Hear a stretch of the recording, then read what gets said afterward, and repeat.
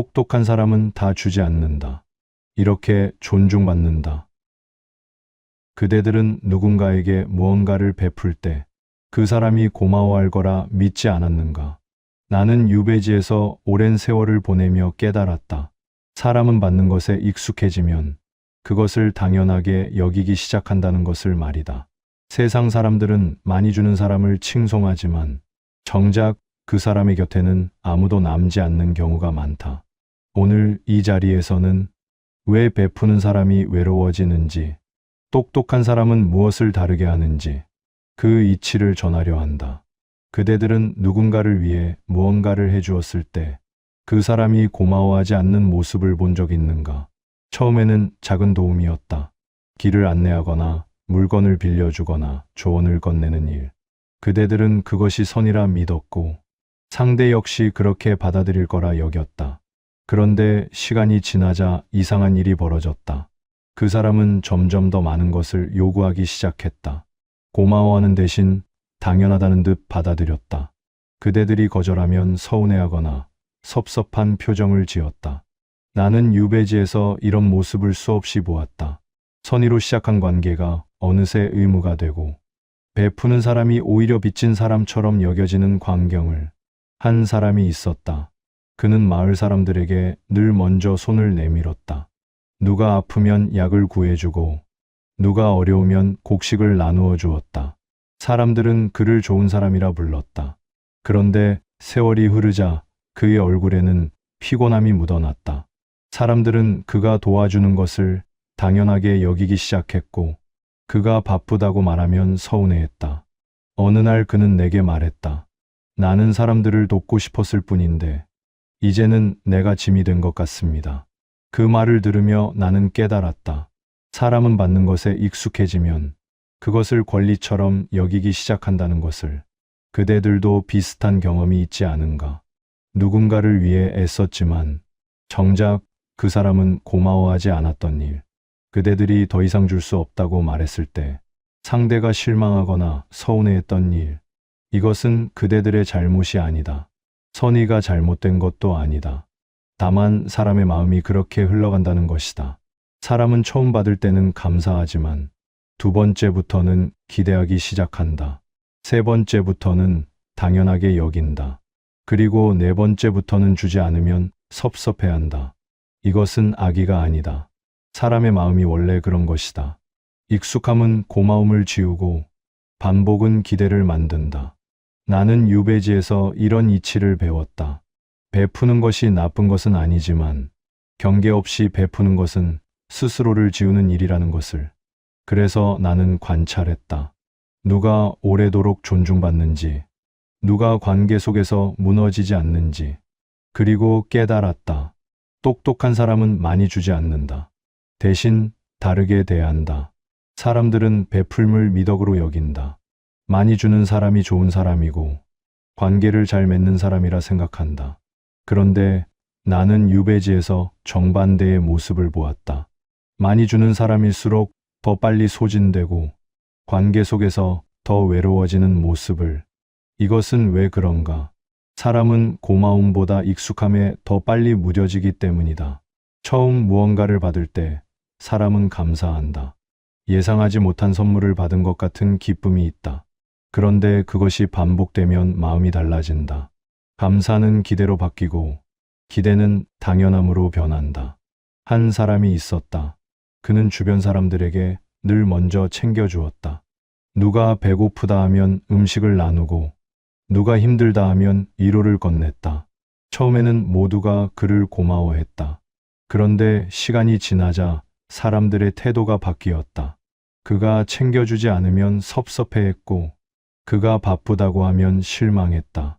그는 내게 이렇게 말했다. 저는 그저 좋은 사람이고 싶었을 뿐입니다. 그런데 이제는 제가 주지 않으면 사람들이 저를 나쁜 사람처럼 여기는 것 같습니다. 나는 그에게 물었다. 자네는 왜 그들에게 그토록 많이 주었는가? 그는 잠시 생각하더니 말했다. 저는 사람들이 저를 좋아하길 바랐습니다. 그래서 더 많이 주려 했습니다. 나는 고개를 끄덕였다. 그의 마음을 이해했기 때문이다. 사람은 누군가에게 인정받고 싶어 한다. 사랑받고 싶어 하고 필요한 사람이 되고 싶어 한다. 그래서 많이 주려 한다. 주면 줄수록 상대가 자신을 좋아할 거라 믿는다. 그런데 이것은 착각이다. 사람은 받는 것으로 상대를 좋아하지 않는다. 받는 것에 익숙해질 뿐이다. 나는 그에게 말했다. 자네가 준 것은 고마움이 아니라 기대를 만들었네. 사람들은 자네를 좋아한 것이 아니라 자네가 주는 것에 익숙해진 것이네. 그는 놀란 표정을 지었다. 그렇다면 저는 어떻게 해야 합니까? 나는 답했다. 주는 것을 멈추라는 게 아니네. 다만 모든 것을 주지는 말게. 자네가 줄 수 있는 것과 줄 수 없는 것을 나누게. 그래야 사람들이 자네를 당연하게 여기지 않네. 사람은 쉽게 얻은 것을 가볍게 여긴다. 반복되는 것을 당연하게 여긴다. 그리고 당연하게 여기는 순간 고마움은 사라진다. 그대들이여, 베풀문 관계를 만드는 것이 아니다. 오히려 관계의 무게를 무너뜨린다. 사람은 받을수록 고마워하는 것이 아니라 받을수록 더 받고 싶어 한다. 그리고 더 이상 받지 못하면 섭섭해하거나 서운해한다. 나는 유배지에서 이것을 깨달았다.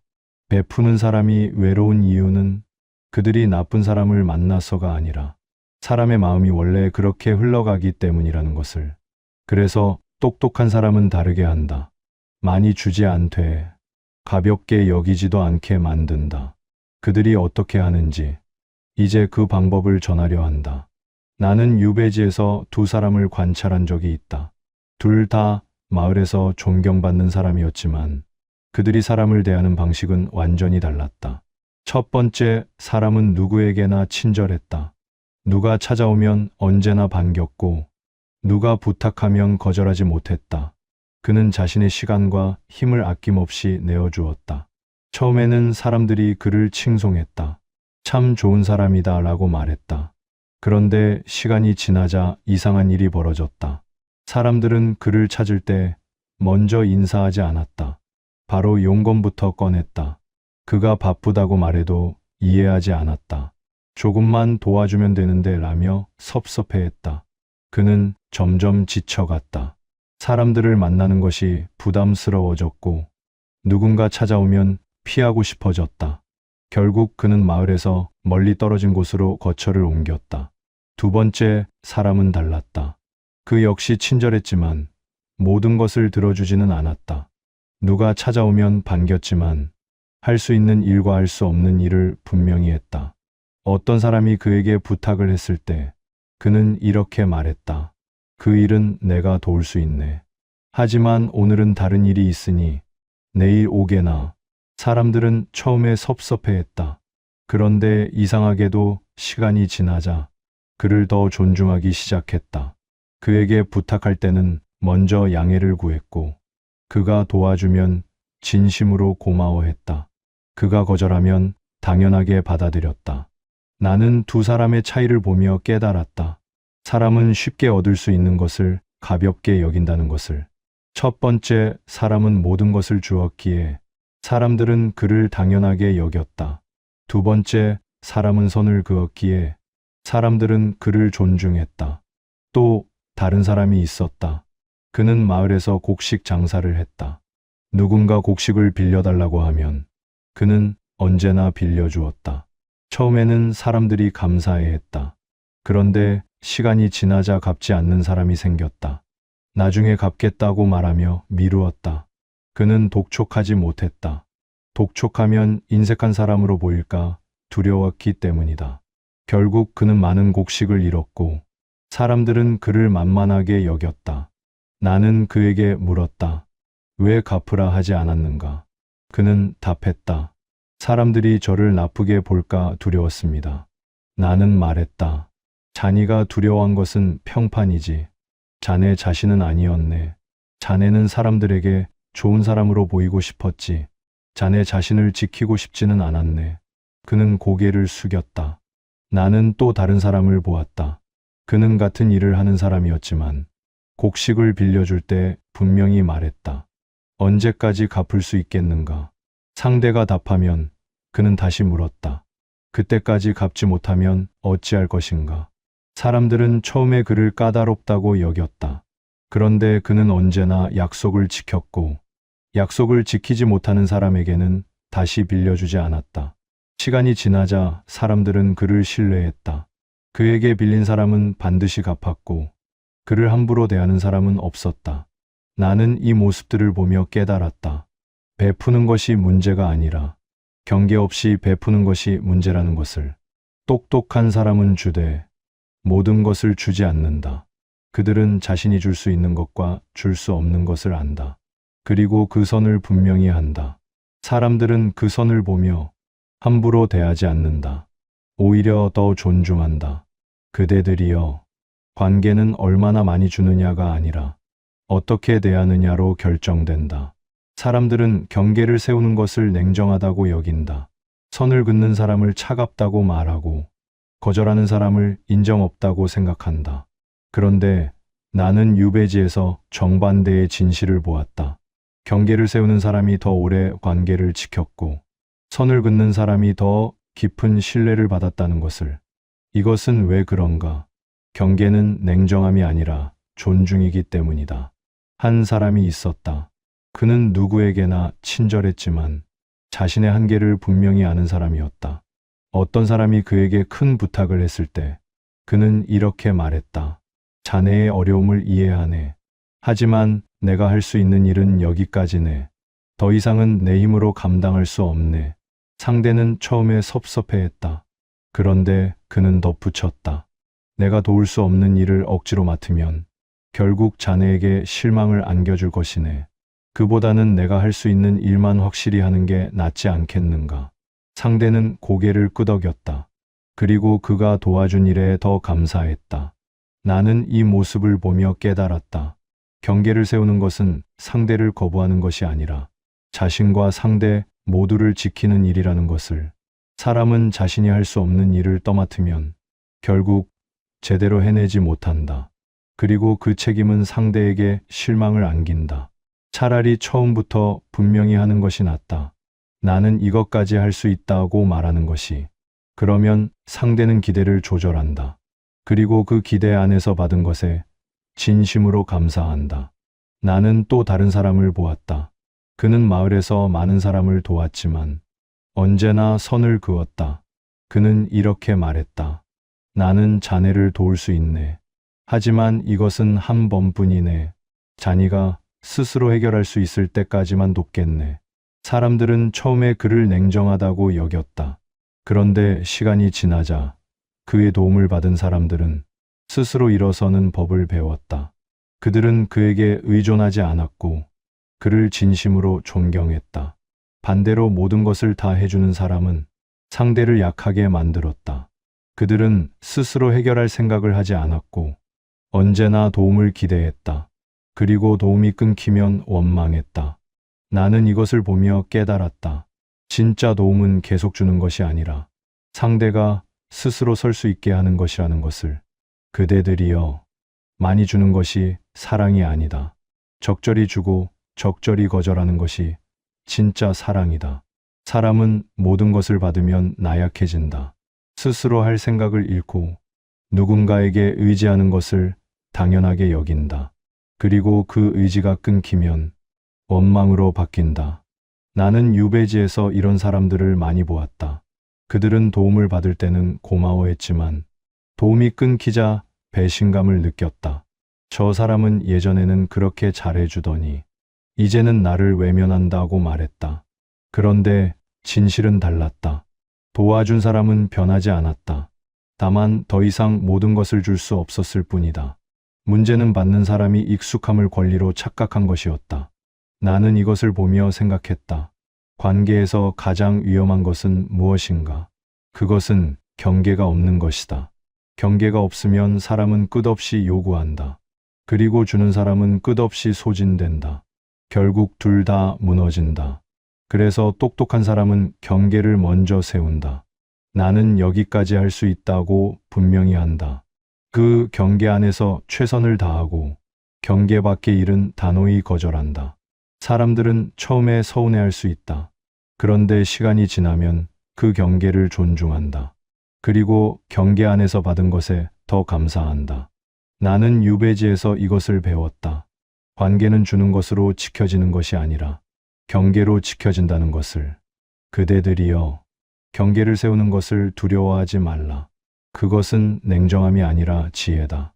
자신을 지키는 사람만이 다른 사람도 지킬 수 있다.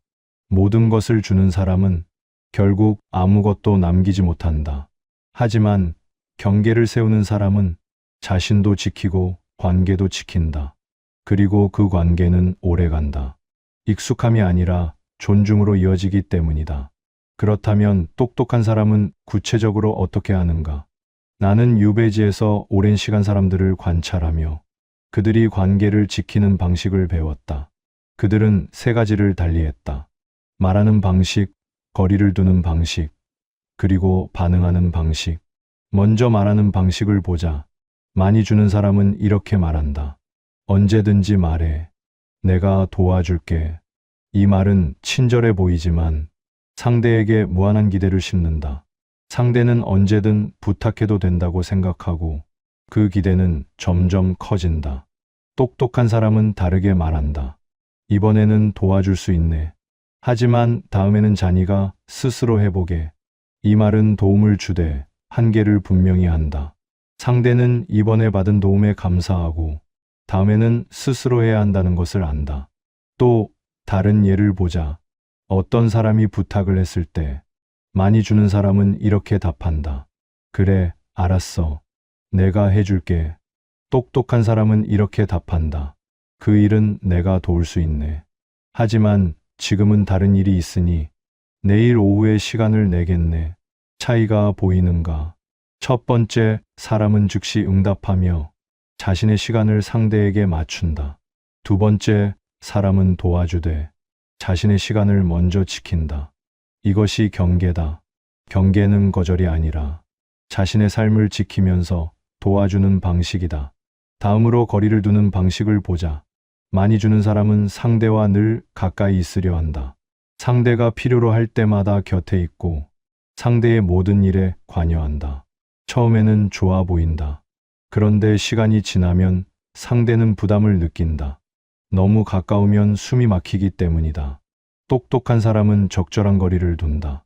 필요할 때는 가까이 있지만 그렇지 않을 때는 물러선다. 한 사람이 내게 물었다. 거리를 두면 관계가 멀어지지 않습니까? 나는 답했다. 거리를 두지 않으면 관계가 질식한다네. 적절한 거리는 관계를 숨 쉬게 하네. 사람은 가까운 사람에게도 자기만의 공간이 필요하다. 늘 함께 있으면 피곤해지고 피곤해지면 피하고 싶어진다. 그래서 똑똑한 사람은 다가갔다가 물러선다. 상대가 필요로 할 때 함께하고 그렇지 않을 때는 각자의 시간을 존중한다. 이것이 관계를 오래가게 하는 방식이다. 마지막으로 반응하는 방식을 보자. 많이 주는 사람은 상대의 모든 말에 즉시 반응한다. 상대가 힘들다 하면 바로 달려가고 상대가 도움을 청하면 즉시 응답한다. 이것은 헌신처럼 보이지만 실은 상대를 약하게 만든다. 상대는 스스로 해결할 생각을 하지 않고 언제나 도움을 기대하게 된다. 똑똑한 사람은 즉시 반응하지 않는다. 상대의 말을 듣되 바로 움직이지 않는다. 한 사람이 힘들다고 말했을 때 많이 주는 사람은 이렇게 말한다. 내가 대신 해줄게. 똑똑한 사람은 이렇게 말한다. 힘들겠구나. 자네는 어떻게 할 생각인가? 차이가 보이는가?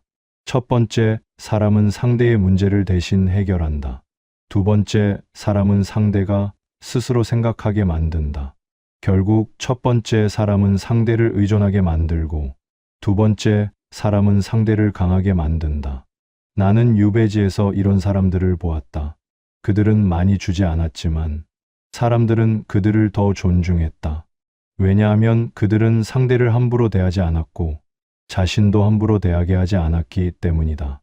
그대들이여, 관계는 얼마나 많이 주느냐가 아니라 어떻게 대하느냐로 결정된다. 똑똑한 사람은 이렇게 한다. 말할 때는 한계를 분명히 하고 거리를 둘 때는 적절함을 유지하며 반응할 때는 즉각적이지 않게 한다. 이것이 그들이 관계를 지키는 방식이다. 그대들도 이렇게 해보라. 모든 부탁에 그래라고 답하지 말고 이번에는 도와줄 수 있네. 하지만 다음에는 자니가 해보게라고 말하라. 누군가 곁에 있어달라 할 때 늘 곁에 있지 말고 필요할 때만 가까이 있으라. 누군가 힘들다 할 때 바로 달려가지 말고 자네는 어떻게 할 생각인가 라고 물으라. 이것이 냉정함이 아니다. 이것이 진짜 도움이다. 사람은 모든 것을 받으면 약해지지만 적절히 받으면 강해진다. 그리고 강한 사람만이 진심으로 감사할 줄 안다. 그대들이여, 많이 주지 말라. 대신 제대로 주라. 그러면 상대는 그대를 당연하게 여기지 않고 진심으로 존중할 것이다. 그리고 그 존중이야말로 관계를 오래가게 하는 힘이다. 나는 유배지에서 오랜 세월을 보내며 수많은 사람의 관계를 지켜보았다.